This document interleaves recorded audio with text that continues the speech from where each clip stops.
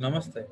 I am Dr. Anchit from Jyoti Vidyapit Women's University from the Faculty of Physiotherapy and Diagnostics. We are continuing our e-lectures on various sports injuries and athletic injuries, and the topic we are going to cover today is pectoralis major rupture or the pectoralis major injury. Pectoralis major tendon rupture is a rare shoulder injury most commonly seen in weightlifters. This injury is being seen more regularly due to the increased emphasis on healthy lifestyles. What is the mechanism of injury? Although pectoralis tendon rupture are most commonly seen in weightlifting, ruptures have also been reported in many other sporting activities such as football, boxing, water skiing, and wrestling. These injuries tend to occur most commonly in patients during their second to fourth decade of life. To date, this rupture is totally male dominant athletic injury with not even a single case study report of injury to a female athletic population. How is it clinically represented? The diagnosis of pectoralis tear is generally not elusive. Patients often give a history of doing a maximal lift or effort and feeling something in their shoulder giving or ripping. While this injury is often accompanied by an audible snap or pop, mild swelling and often ecchymosis follows. Bruising can be seen over anterior chest wall in the proximal arm. Pain generally is not intense. Physical exam reveals a loss of anterior axillary fold and normal pectoralis contour. Asking patients to press the hands together in a prayer position, eliciting an isometric contraction, will reveal asymmetric of the chest wall. This asymmetry can be easily confirmed by looking at the medial movement of the nipple on the chest wall. Often, a distinct deformity or hollows exist where the pectoralis muscle will move medially. Loss of strength is particularly notable or internal rotation of the arm while testing a neutral. Traditional classification system divides pectoralis major rupture into three principal categories ranging from contusion to through partial or complete tears.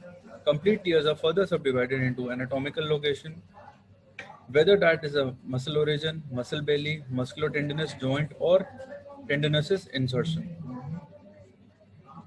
The diagnostic procedure basically involves the above test that we just read, radiography and MRI.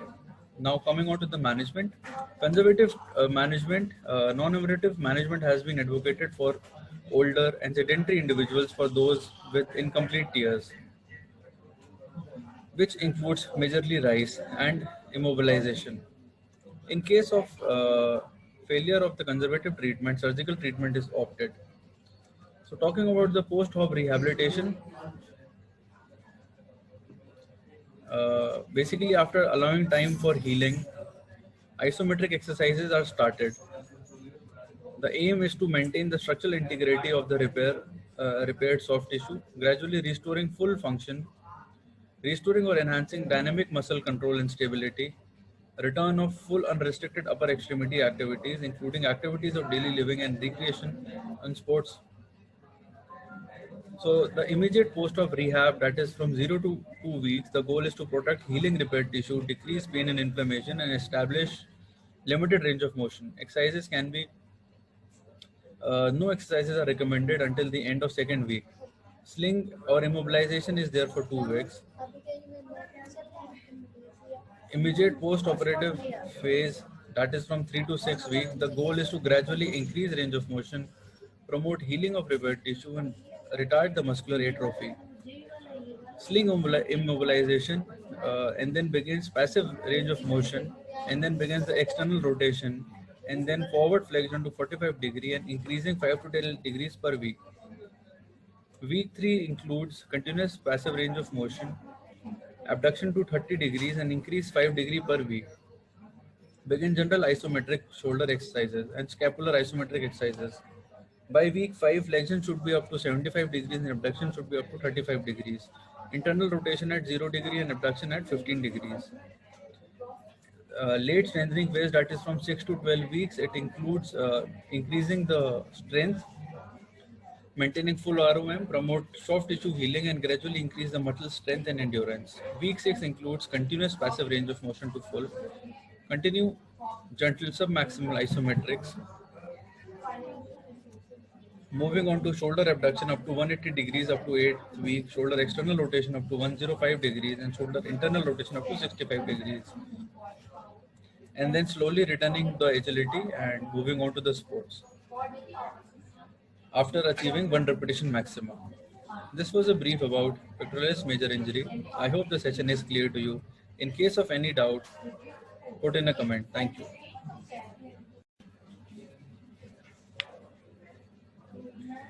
Namaste.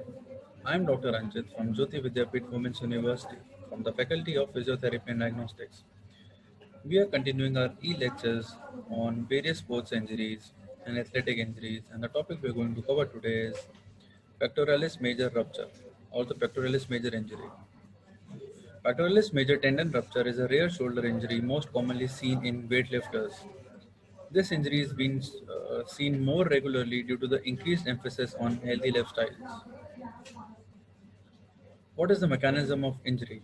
Although pectoralis tendon rupture are most commonly seen in weightlifting, ruptures have also been reported in many other sporting activities such as football, boxing, water skiing, and wrestling.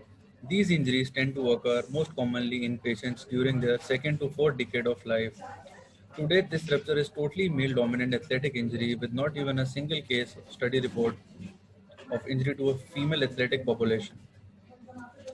How is it clinically represented? The diagnosis of pectoralis tear is generally not elusive. Patients often give a history of doing a maximal lift or effort and feeling something in their shoulder giving or ripping. While this injury is often accompanied by an audible snap or pop, mild swelling and often ecchymosis follows. Bruising can be seen over anterior chest wall in the proximal arm. Pain generally is not intense. Physical exam reveals a loss of anterior axillary fold and normal pectoralis contour. Asking patients to press the hands together in a prayer position, eliciting an isometric contraction, will reveal asymmetric of the chest wall. This asymmetry can be easily confirmed by looking at the medial movement of the nipple on the chest wall. Often, a distinct deformity or hollows exist where the pectoralis muscle will move medially. Loss of strength is particularly notable or internal rotation of the arm while testing a neutral. Traditional classification system divides pectoralis major rupture into three principal categories ranging from contusion to through partial or complete tears. Complete tears are further subdivided into anatomical location, whether that is a muscle origin, muscle belly, musculotendinous joint, or tendinosus insertion. The diagnostic procedure basically involves the above test that we just read, radiography and MRI. Now coming on to the management, conservative management, non-invasive management has been advocated for older and sedentary individuals for those with incomplete tears, which includes majorly rise and immobilization. In case of failure of the conservative treatment, surgical treatment is opted. So talking about the post-op rehabilitation, basically after allowing time for healing, isometric exercises are started. The aim is to maintain the structural integrity of the repaired soft tissue, gradually restoring full function, restoring or enhancing dynamic muscle control and stability, return of full unrestricted upper extremity activities, including activities of daily living and recreation and sports. So the immediate post-op rehab, that is from 0 to 2 weeks, the goal is to protect healing repaired tissue, decrease pain and inflammation, and establish limited range of motion. Exercises can be no exercises are recommended until the end of second week. Sling or immobilization is there for 2 weeks. Immediate post-operative phase, that is from 3 to 6 weeks. The goal is to gradually increase range of motion, promote healing of repaired tissue, and retard the muscular atrophy. Sling immobilization and then begins passive range of motion and then begins the external rotation and then forward flexion to 45 degree and increasing 5 to 10 degrees per week. Week 3 includes continuous passive range of motion, abduction to 30 degrees and increase 5 degree per week. Begin general isometric shoulder exercises and scapular isometric exercises. By week 5, flexion should be up to 75 degrees and abduction should be up to 35 degrees. internal rotation at 0 degree and abduction at 15 degrees. Late strengthening phase, that is from 6 to 12 weeks, it includes increasing the strength, maintaining full ROM, promote soft tissue healing, and gradually increase the muscle strength and endurance. Week 6 includes continuous passive range of motion to full, continue gentle submaximal isometrics, moving on to shoulder abduction up to 180 degrees up to 8th week, shoulder external rotation up to 105 degrees, and shoulder internal rotation up to 65 degrees. And then slowly returning the agility and moving on to the sports after achieving one repetition maximum. This was a brief about pectoralis major injury. I hope the session is clear to you. In case of any doubt, put in a comment. Thank you.